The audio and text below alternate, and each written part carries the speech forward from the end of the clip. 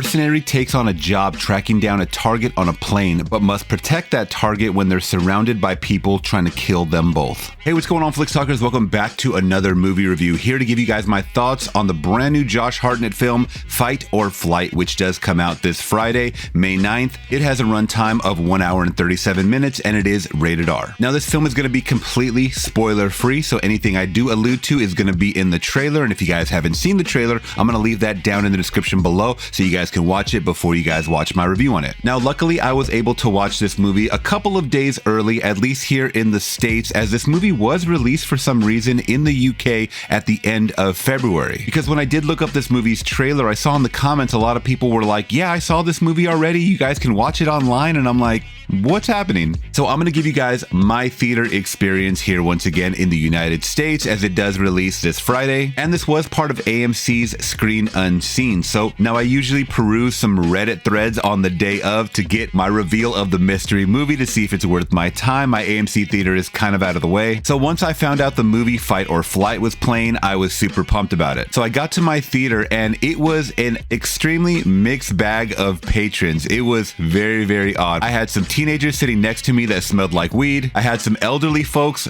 elderly, like wheelchair bound elderly, sitting to my right. I was really confused if they knew the movie that they were about to get into. Either way, my theater was half full, and once this movie started and you saw the title card Fight or Flight, I think the audience knew what this movie was going to be generally about. Now, I'm not going to go over the complete cast, guys, but I'm going to let you know my favorite performances and standouts. Starting out with one of the main reasons I wanted to watch this movie based on the trailer. It stars Josh Hartnett, who is a standout. He plays Lucas Reyes in this film. They give him this very clunky and formulaic, predictive background that he was a secret agent, something went wrong, and now he's gone rogue for the last 2 years. He's now living in Bangkok, his hair is bleach blonde, and he looks crazy, and he's a super alcoholic. He definitely plays this character to the T. He's getting in brawl fights left and right. I really love the way he played up this character of someone that had been wronged, and this is his final mission, so to speak, to get out of that life. Now, I knew I'd love the character that Josh Hartnett plays in this film, since he was introduced back into the limelight with some of these characters, like the one that he played in the movie Trap. If you guys have not seen that one,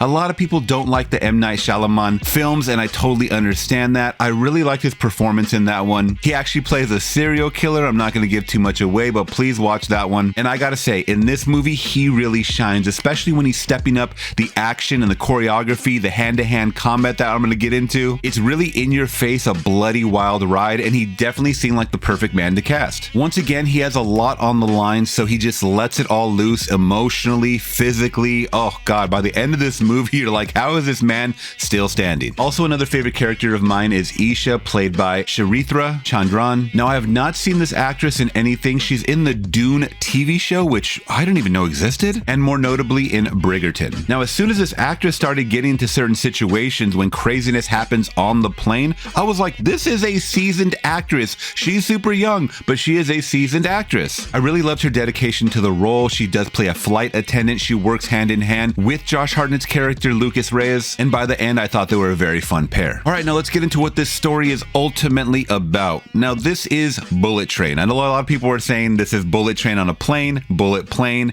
Yes, it is.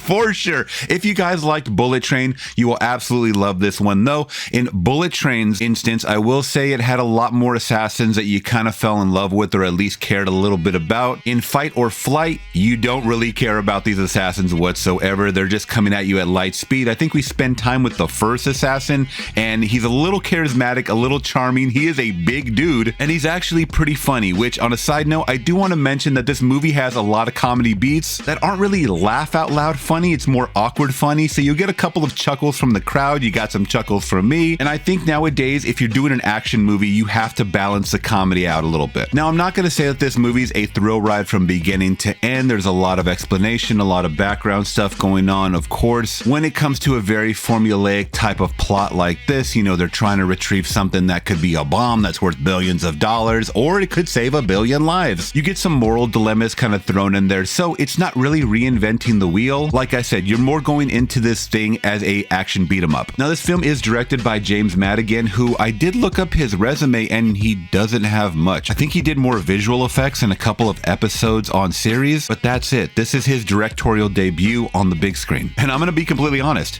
he nailed it. If this guy's going to continue to do stuff like this, he is definitely above average when it comes to the action genre. I think as long as you have a good action lead, you are totally fine with a shitty B-movie script. Once you start hearing certain dialogue and certain premises being thrown at you, you can definitely dispel any shred of logic that you have in your head, guys. This is once again a beat 'em up, bullet train, John Wick, which I believe this is actually the producer of John Wick. So if you're into stuff like that, I think you definitely have a good time with this one. Now let's get into some of these fights. So in the first half of the movie, guys, you get some action spurts here and there, some bathroom fights. They're really trying to keep it undercover, but then shit just starts going sideways and everybody is aware of the situation. I forgot to mention that Josh Hartnett's character is there to retrieve this character named Ghost, but then more people find out about this character Ghost that has a bounty on their head, hence the reason why there's so many assassins on this plane. And then things get turned up a notch when the bounty gets put on Josh Hartnett, Lucas Reyes' character's head. Totally out of the realm of possibility or anything that you think is realistic. It doesn't matter. Even if you don't watch this trailer, I think once you get kind of into the meat and potatoes of things, you're either gonna love or hate this movie. I've been watching a lot of action B movies from the 80s, guys, so I am totally in the mood for something like this. And if you guys want to see some crazy fight scenes, especially in that third act of the movie, I think you guys are gonna enjoy this one on the big screen, and if not, in the comfort of your own home on a Sunday afternoon. So all that being said, guys, I think I'm gonna give Fight or Flight from 2025 a solid 3 out of 5. It was definitely a little above average. I think I really left the theater thinking so much about those action scenes and Josh Hartnett's performance, so once again, that's the reason for the score.